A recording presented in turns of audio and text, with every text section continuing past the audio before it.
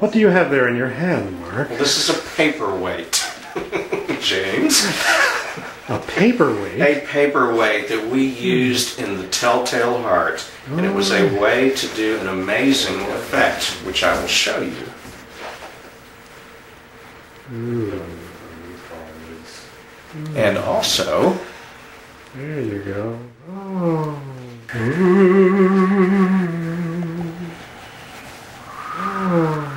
Similarly, we used another paperweight. Oh yes. Yes. There we go. That's it. Oh my gosh, I feel insane! We were insane.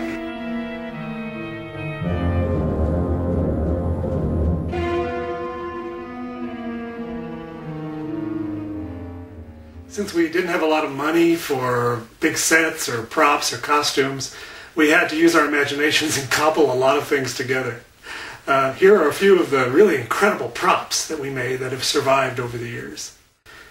This silver stake is really a plastic toy pencil that was painted with model paint. This was used in the very first Dracula film made in 1967. Dr. Van Helsing's gun was actually a toy cap pistol, but looked real enough to get us into trouble once when we were on location filming the opening scene of Dracula Made Me Do It. A neighbor overlooking mistook our dummy for a body and called the police. When they drove up suddenly, there I was with fake blood running down my face and Mark holding the gun while Michael was filming us. Needless to say, we all had to do some fast talking to get out of that one. But I think the cops were more amused than angry. Incidentally, that nosy neighbor turned out to be Bonnie Houston, who later on became a classmate and friend of ours. In fact, she appears in our silent short Injustice as the really hilarious Prohibition matron. Several items such as brass candlesticks were borrowed from around the Walker's house, much to Mark's mother's despair at times.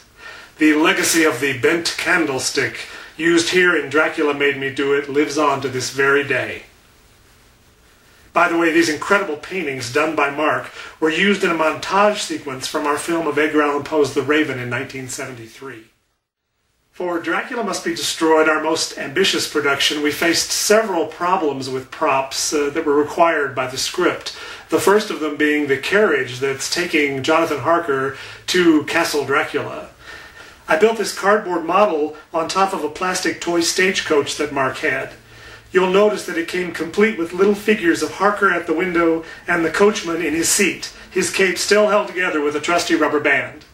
We set up a blanket over pillows on Mark's father's desk, added a few little trees, and I attached a little bit of fish line to the coach and pulled it through this little scene while Mark filmed it from several different angles.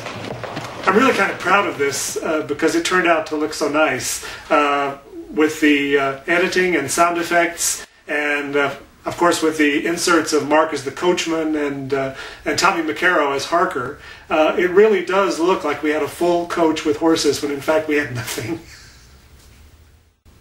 The ship that carries Dracula and Harker to London was an actual clipper ship model that I built from scratch years ago. I think it looks pretty good in the finished film too. Bart the Bat was a large marionette that I made for the film. He was the son of Boris the Bat, who sadly didn't survive the filming of Dracula Made Me Do It. Bart was quite an improvement though, and he really excelled at chasing poor Tommy McCarrow around the outdoor locations. The singing dingbats were a late addition to the restored print of Dracula Must Be Destroyed. I had always wanted to include them, and we did film both Michael and Tommy reacting to their silly song back in 1973. But it took 37 years for them to finally make their way into the spotlight. And here is one of the puppets that I made and used. In keeping with the spirit of the props in the old films, I made it out of a tennis ball, and it just has a little wire here that controls the mouth.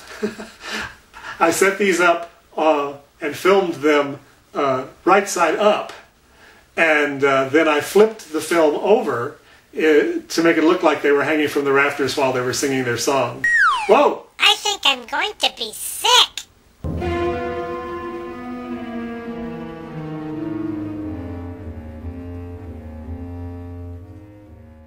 Well, this is my old makeup case that I've had since before high school. I made it out of my father's old fish tackle box. Used it all through my career as an actor, and amazingly it still exists. A lot of the makeups for our films had their beginnings in this little case. The most famous makeup in our films is the decayed Dracula makeup. Poor Michael Boyd had to endure a couple of hours in the chair while I applied strips of paper towel and gobs of Karo syrup to his face, and then covered the whole thing with pancake makeup to give him that decayed, decrepit look. It turned out to look pretty good, actually, in the film. We only did the makeup once. I don't think Michael would have stood for me to do it on him again. So we filmed all the sequences that involved his transformation out of the makeup and into the makeup, all in one day and all in the little studio. And then we spliced them into the parts of the film where they belonged later on.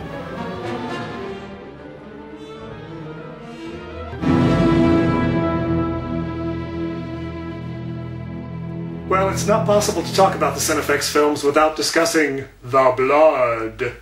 We literally used gallons of it during the 4 years we made our movies.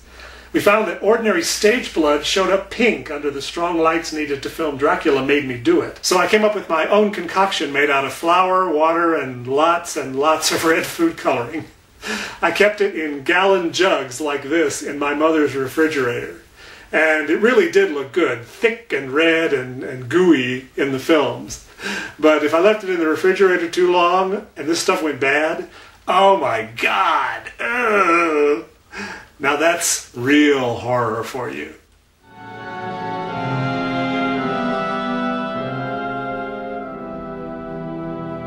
Well, this is St. Stephen Church, located above Forest Park in Fort Worth, Texas. It served as the location for our version of Carfax Abbey in both Dracula Made Me Do It and Dracula Must Be Destroyed. We actually had permission to film on the premises and inside the old sanctuary during the making of Dracula Made Me Do It. I think Michael Boyd convinced the youth minister that we were okay. But we filmed a lot of Dracula Made Me Do It in and around this church and down in the park below. So a lot of it takes place in the real location. Being able to film, especially the climax of the film, inside the old sanctuary with this wonderful spiral staircase here, and the organ was actually still there, and all this wonderful open space with these beautiful stained glass windows. It really added an air of majestic grandeur to our climax, because we'd been filming most of the film in Mark's house in kind of small locations. So this really opened the film up and gave the ending a big dramatic flair.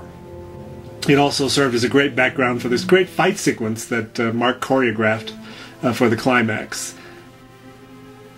Of course, they wouldn't let us burn it down. So I built a cardboard model out of corrugated cardboard. I had it set up in my parents' garage on my old red Flyer wagon, and we doused it with lighter fluid and lit it up, and it looked really good, and we got several good shots, and then suddenly, boom, the whole thing just went up in flames, and we barely got the garage door open and the red Flyer pulled out onto the driveway in time to hose it down before we burned my parents' garage down. When it came time to do Dracula Must Be Destroyed in 1973, I think they figured out what kind of film we had made before, and we didn't really have permission to be there again. So a lot of the filming that was done there, especially the nighttime footage of the opening scene, was sort of commando filmmaking. We just sort of drove up, ran up there, did some lights real quick, and filmed the opening sequence. Another location, the Castle Dracula in Transylvania, was a model that I built in my bedroom, and Mark and I lit it and had fans going and leaves playing in front of it. It actually looked pretty good. It's obviously a model, but very dramatic and very interesting looking, and that was our other location.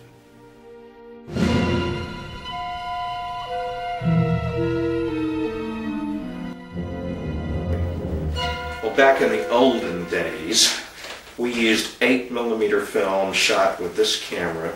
We did Dracula Made Me Do It entirely with this wonderful Kodak camera. that you had to hand crank every few minutes. Light sensitive, wasn't it? Very light sensitive. I think it was Kodak 64 that we shot. You got a good close up here on this dial.